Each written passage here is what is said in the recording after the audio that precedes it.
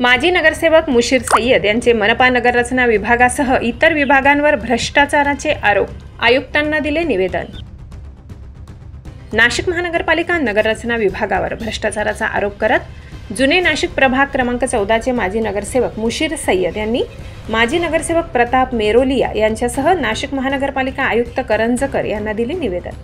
तसेच महानगरपालिकेच्या कोणकोणत्या विभागातून कशा प्रकारे भ्रष्टाचार चालतो याचा जणू पाळाच वाचून दाखवलेला आहे। बघा सविस्तर महाराष्ट्र माझा न्यूजवर। मी आणि माजी नगरसेवक प्रताप मेरोलिया आम्ही माननीय आयुक्तांना निवेदन दिलेलं आहे की सध्या नगररचना विभाग जे नाशिक महानगरपालिकेचा आहे त्या ठिकाणी फार मोठ्या प्रमाणात भ्रष्टाचाराचा कामकाज सुरू आहे।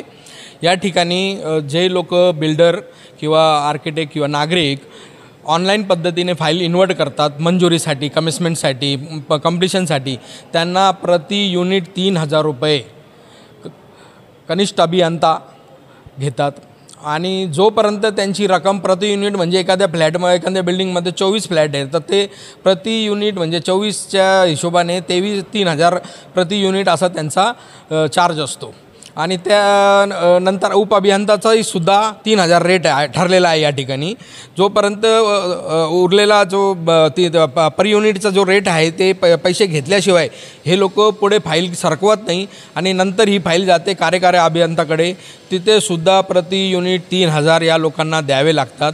अशा मोठ्या भ्रष्टाचाराचा आडा या नगररचना विभागामध्ये झालेला आहे।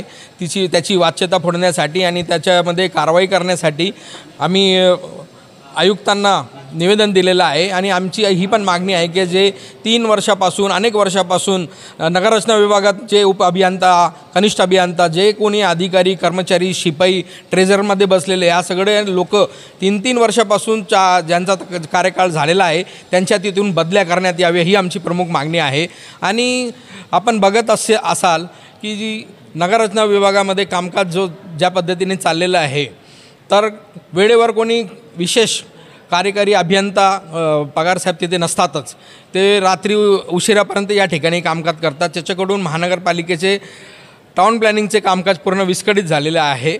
या सगळ्या गोष्टींवर आयुक्तांनी बारकाईने नजर टाकली पाहिजे, बारकाईने त्याच्यावर कारवाई केली पाहिजे। आणि मी याच्यामध्ये खास एक मागणी केलेली आहे की फाईल इन्व्हर्ट केल्यापासून तर मंजुरीपर्यंतचा कार्यकाल हे ठरवून घेतला पाहिजे, टाईम बॉन्ड केला पाहिजे, जेणेकरून हा भ्रष्टाचार थांबेल।